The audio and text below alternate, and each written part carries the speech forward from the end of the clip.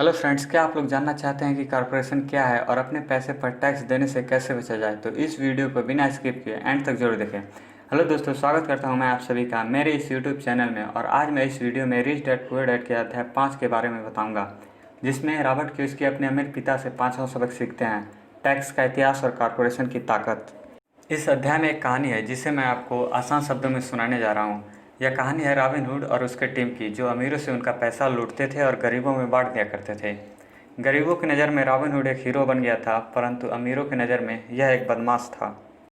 Robin hood का यह विचार गरीब और मध्यम वर्गीय लोगों के लिए सर्वाधिक कष्ट का कारण बना।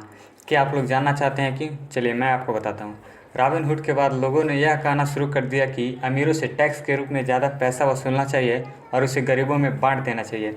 इसलिए सरकार ने एक नियम जारी किया और लोगों को केवल यह बताया गया कि टैक्स के नियम के जरिए अमीरों से ज़्यादा पैसा वसूला जाएगा और उसे गरीबों में सरकारी नौकरी या पेंशन के जरिए बांट दिया जाएगा।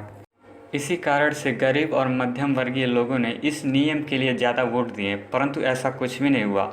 अमीर लोगों ने टैक्स चुकाने से बचने के लिए कॉरपोरेशन की ताकत का इस्तेमाल किया और टैक्स का सारा बोझ उन्हीं लोगों पर पड़ा जिन्होंने इसके लिए वोट दिया था, यानी गरीब और मध्यम वर्गीय लोगों पर। एक बार सरकार ने टैक्स का स्वाद चख लिया तो सरकार ने इस नियम को हमेशा के लिए जारी कर दिया और फिर से अमीर लोग टैक्स चुकाने से बच गए।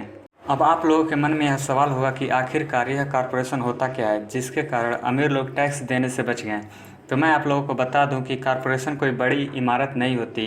यह एक तरह का फाइल का फोल्डर होता है जिसमें कुछ कानूनी दस्तावेज होते हैं जो राज्य सरकार की एजेंसी से दर्ज होकर किसी वकील के ऑफिस में रखा होता है। कॉरपोरेशन केवल एक कानूनी दस्तावेज होता है जो एक ऐसी कानूनी देह बना देता है जिसकी कोई आत्मा नहीं होती।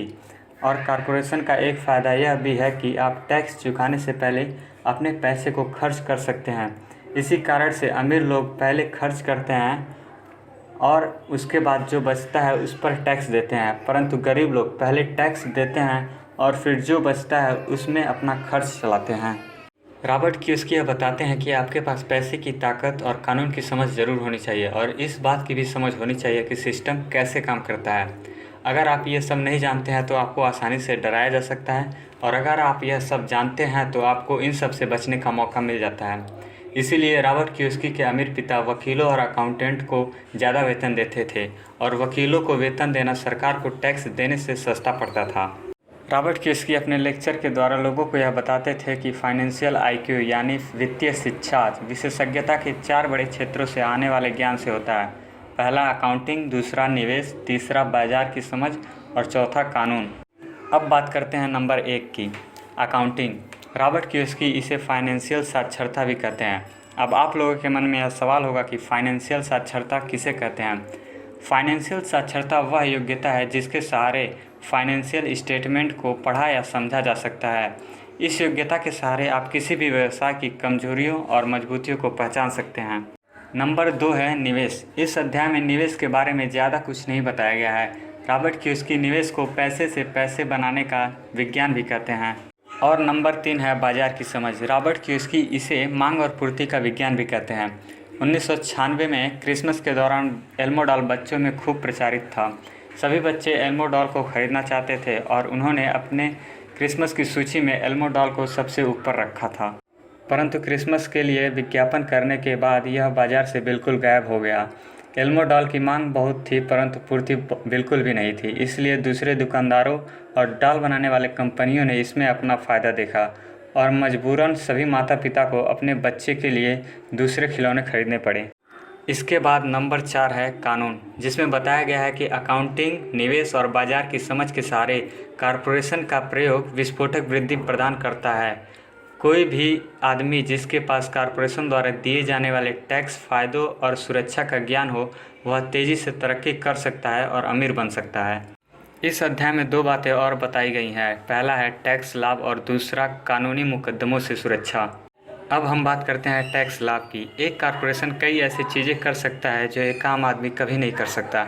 जैसे यह टैक्स देने से पहले खर्च कर सकता है, परंतु इसमें अंदर घुसना तब तक ज़रूरी नहीं है जब तक कि आपका बिजनेस या संपत्ति बहुत बड़ा ना हो।